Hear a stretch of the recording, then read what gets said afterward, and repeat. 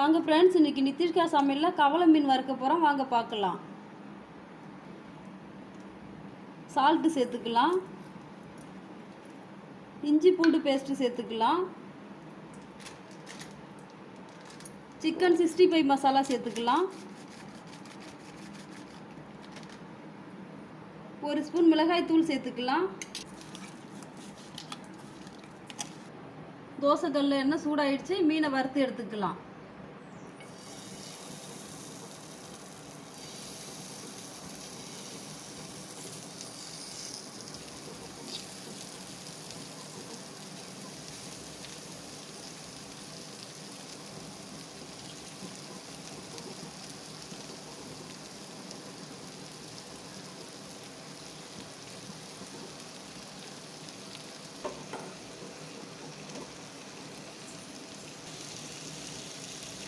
எண்ணெய் கொஞ்சமாக மேலே எண்ணெய் ஊற்றிக்கலாம்.